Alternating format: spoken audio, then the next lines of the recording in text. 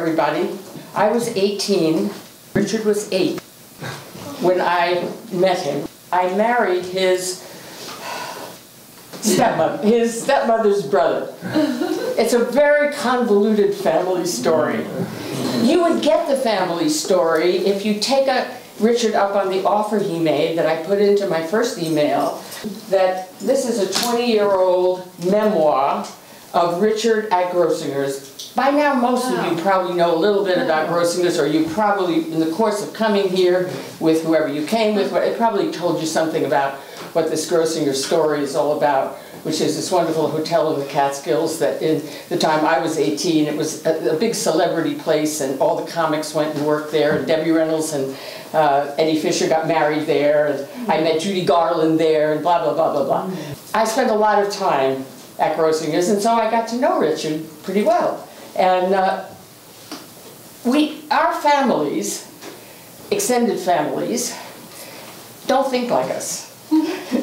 And so that from my side and from his side, that we found each other was one of the great joys of my life, actually, really. Because we very much speak the same language, and I'm just so grateful to have such a good ally in my life. North Atlantic is a very successful publishing company. It's distributed by Random House now, and he writes these wonderful books. I thought I'd just give you a little bit of a flavor from this current, and you saw the Brian Swim accolade for this book. I get so sweet to me. I love these two guys, and they're loving each other. I thought I'd just read you a couple little excerpts from the book, and you just get the flavor of his writing and also the way he talks about things that I'm interested in. Okay. Here's a little something. It's the start of what he calls Note for the Reader in the beginning of the book. He says the 2014 revised edition, this came out before, completes a 9-book project that began without a blueprint and ran for about 36 years while I investigated 4 main topics: medicine, cosmology, embryology, and consciousness. Each from a combination of scientific, anthropological, historical, and esoteric viewpoints. Of course.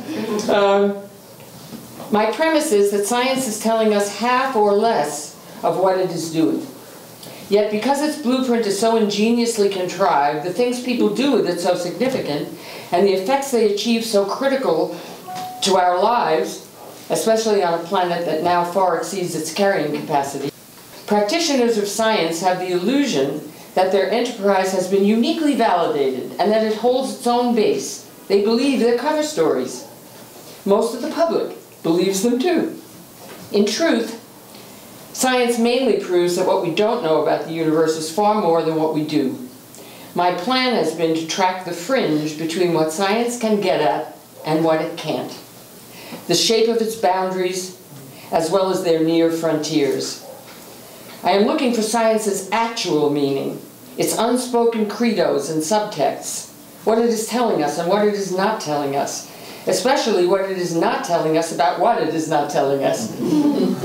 I am also taking a shot at what the universe itself might be telling us. Okay, so that's the beginning of the couple pages of this intro. And then I wanted to skip, listen, I'm me and I got my things, and he has some. It's not like this is his main thing, but he crosses over my interest with his interest. You know, I got pulled into this crop circle thing, which I'm trying in a way to pull myself out of. I'm not the crop circle queen as my identity. I just thought crop circles, if they're made by others, would change everybody's consciousness. Everybody on Earth would go, oh my God, there's another intelligence. And that's why I was so interested in it. But then I got kind of, you know, you make movies and then you get known for that to whatever extent you get known, and so I'm moving back into a broader field. But he's interested in that sort of thing as well. So I thought I would read you from the very last, I think, substantive chapter here. There may be some, yeah, I think it's the last chapter, where he goes into some of this material. Okay. An entire domain of human interaction with an unknown phenomenon, or a multiplicity of phenomena, keeps imposing itself as extraterrestrial. I doubt that it is real, in the sense of alloys outracing photons at warp speed as proposed, but I also don't think that all of it is being made up trivially for amusement or self-aggrandizement. These travelers and their human hosts are telling the truth. Similarly, he was talking about abductees, what he's coming off of talking about here. Spirits and spectral entities have been sighted or encountered throughout human history. So in a sense, aliens have always been a presence on our world, although they have not always been identified with extraterrestrial spacecraft.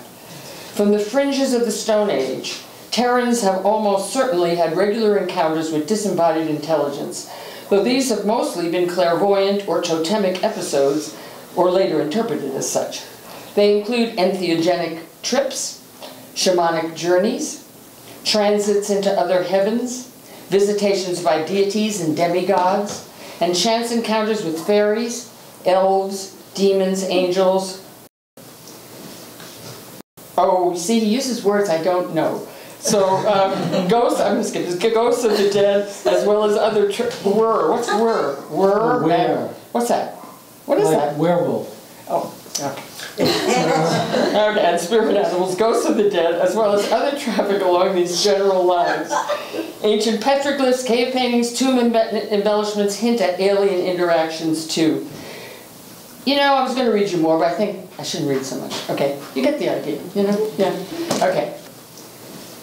What the plan is, when we re-mic here, is that he's going to talk about the four things and the subtext and the whatever, the things he's interested in. And then we'll do a dialogue. We don't usually do this. The last time this was done in the dialogue in my living room was Brian Swim in the 80s. So, kind of a nice bookend here. We'll do a dialogue here.